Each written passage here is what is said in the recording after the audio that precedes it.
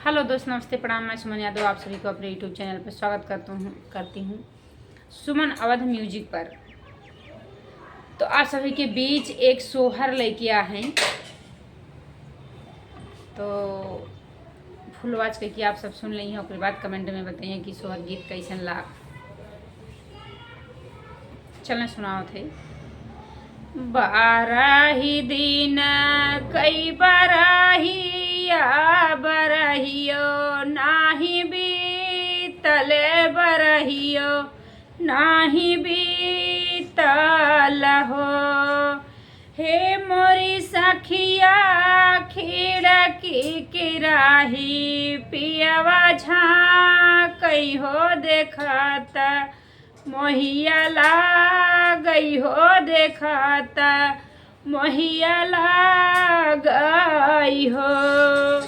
हे मोरी सखिया खिड़की किराही पियवा झाँकई हो देखत मोहिया लागई हो देखत मोहिया लागई हो। रामई रसोईया मोरी सासु हो तुहिया गुड़ आगर हो तुही ता गुड़ आगर हो। सासु तानिए कहोरी ला पकाड़ा तू हो पिया के मनवा राखित हो पिया के मनवा राखित हो। मोरी सासु तू ही तानी होरी ला पकाड़ा तू हो पिया के मनवा राखित हो पिया के मनवा राखित हो।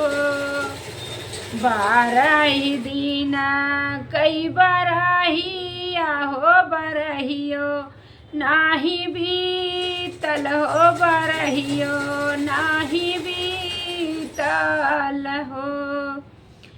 मोरी सखिया खिड़की किराही पियवा झाँकई हो देखत मोहिया लागई हो देखत मोहिया लागई हो।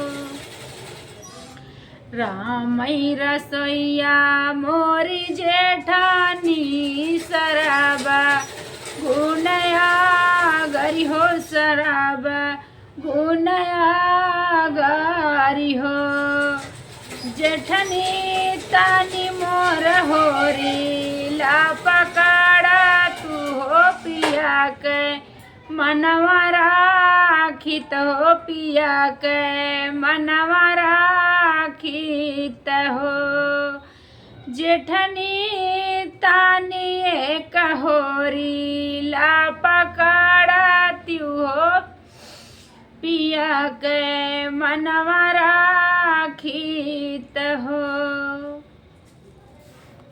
12 दिन कई बरहिया हो बरहियो नाही बीतल हो बरहियो नाही बीतल हो।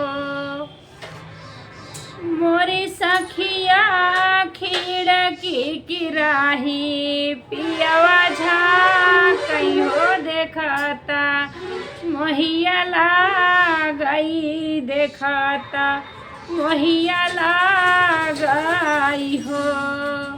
मोरी सखिया खिड़की किराही पियवा झाँकई हो देखता मोहिया लागई हो देखत मोहिया लागई हो। हंसतई खेलाता मोरी नाना दी हो तुहिया गिरथिनिया हो तुहिया गिरथिनिया न हो। ननदी तानी कहोरी ला पकाड़ा तू हो पिया के मनवा राखित हो। ननदी तू ही